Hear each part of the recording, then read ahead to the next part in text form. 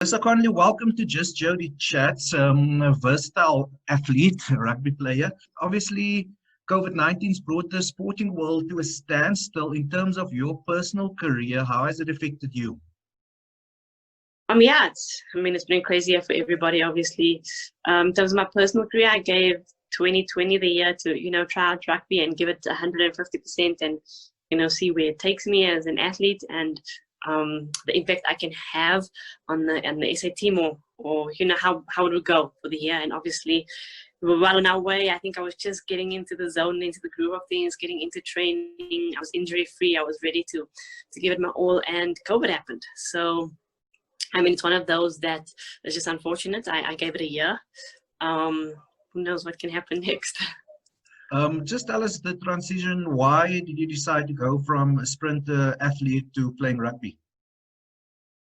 I just wanted a new challenge. I think I've been in sprinting for over 21 years, and I think I was just hitting a plateau. Also, not being taken to the World Champs in 2017 really put me in a bit of a negative mindset towards sprinting and athletics as a sport, and I just needed to get away from that and revive myself.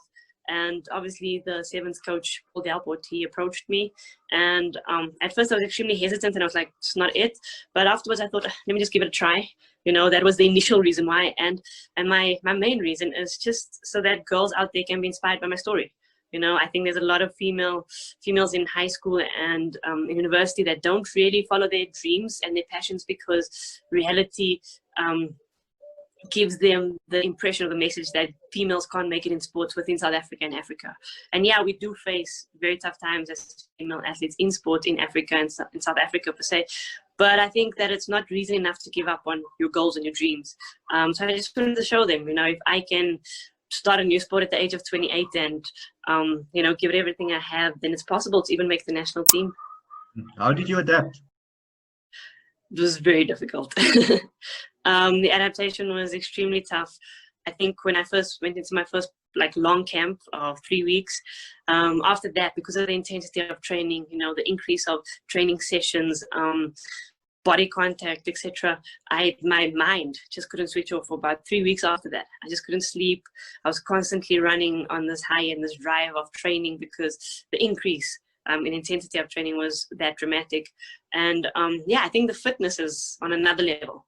You don't realize it until you're actually in the situation, how fit you have to be for a game like sevens rugby. It's absolutely crazy.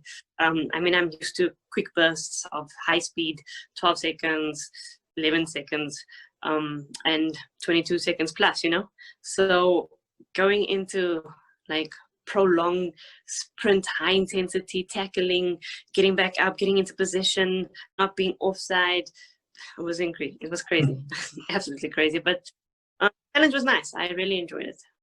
And then since lockdown, you couldn't train, you couldn't be active. How has that impacted you and what did you do to keep fit?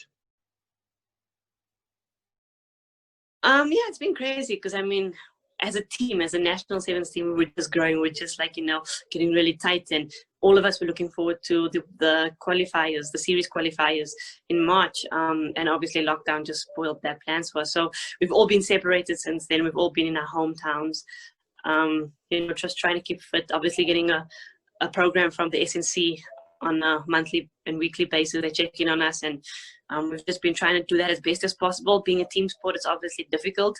So literally just working on fitness and strength. You were at the Olympics in 2016 as a sprinter. Was it your goal to go to 2020 as a rugby player? And also your thoughts on it being postponed by a year? Of course it was my goal to go. I think that was also really a driving factor. I wanted to be one of the first females in South Africa to make Olympics and represent the country in two different sports. And we were, the team did really well. I wasn't in the team that played qualifiers for Olympics in Kenya, but the team actually qualified. They won the Africa Cup. I don't know if you've been informed, due to politics or miscommunication of some sort, they actually gave the SA national sevens team Olympic position to Kenya. So even though we won Africa Cup and we qualified, the girls weren't going to go to the Olympics anyway. So we had to face the disappointment last year when we found out that was happening. And And then obviously Olympics got cancelled. It doesn't really affect us because we weren't on the list to go to the Olympics anyway. So yeah, I mean, a lot of people ask me, do you think we can get there now for next year, for the next Olympics? I don't know. I don't know how the decision making works, but I doubt they'd be able to withdraw one team to put another team in there. So I'm not sure how it works, or if there'll be a different opportunity or another opportunity to qualify. But as it stands, the last information given to the team is our position was given to Kenya, and we weren't going to be going to the Olympic Games, so it didn't really affect us much. So how does the future look for Alyssa Conley? That's a very, very interesting question. Not even Alyssa Conley knows. I think, with this whole pandemic and everything happening, we're all literally just taking it one day at a time. We're all just seeing what the world is going to throw at us and give us and dealing with it. I do have some plans and some goals. I mean, I really want to develop elite athletes. I really want to help athletes reach their Olympic dreams and their goals, to make, whether they be PSL teams or various club teams that they want to make. So that is definitely on my goal list. And then as well, you never know, I just might be back on track. It's always my first love, my first passion. If my body allows, I would like to give it another go sometime in the near future.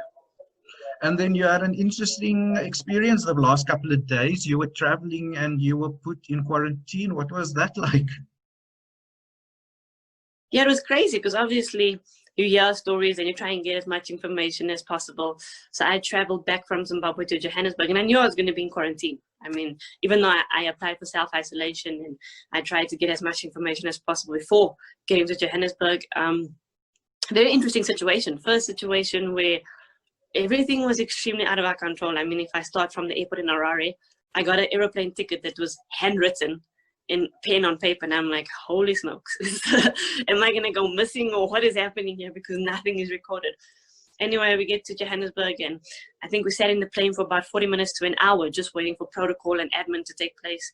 And it was a very small plane. There was about 25 to 30 people on the plane, so there wasn't a lot of passengers. And literally taken off the plane, put into quantum buses and taken through to the back entrance of passport control.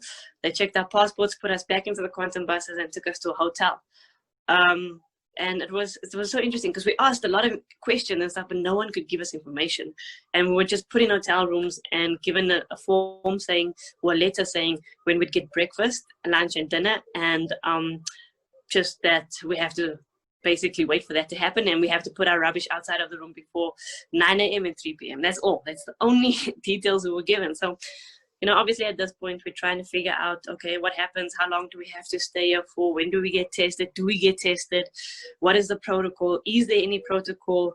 And I think the nurse saw me on the Thursday and the Friday and took my temperature, and then they were just missing in action, and I wasn't checked up. No one was checked up. Everybody was just interacting with each other and trying to figure out things. And it was very interesting because, I mean, we all asked the question, why are we there? And eventually we got told that if we got our own private testing and we tested negative, we were able to leave.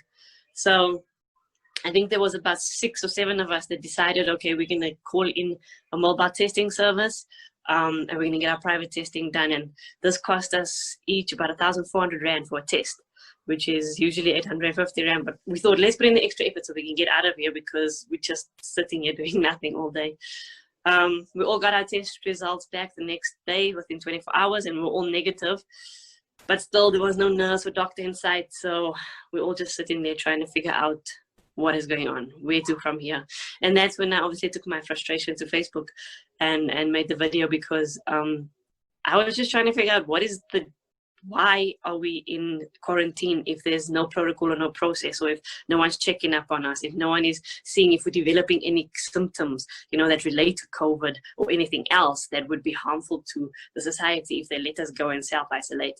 So I was just trying to figure all of this out because, I mean, we're in a hotel, which each of us is in our individual rooms, which costs money. And obviously we're getting 3 meals per day. Most of us not even eating the meals, because you get over it. It's like 3 oversized airplane meals basically. And then you watch an episode or you watch the news and you see how people are dying in hospitals and how they're just laying there, how there's not enough resources. And it just, it was mind-boggling to me, because I'm like, okay, so where are we wasting the resources now? We're wasting it on people who's perfectly healthy, and that it can be self-quarantine at home and can probably afford to self-quarantine themselves at home, rather than going into high-density areas and actually helping people who are probably spreading, the COVID-19 virus and all of that. So it was just something that was very surprising to me. I took to social media, I posted 2 posts, but an hour and a half after that, I was called up by the receptionist and I was released. I was like, okay, I'm not complaining, so still a couple of other people that was with me that tested negative is still at the hotel, still trying to get out of there. So it was just a very interesting experience. And I think that we just need to kind of like find the protocol and actually invest in resources that will help us as a society and as a country. Great, man. Interesting story. Thanks for your time. Thank you, Johnny.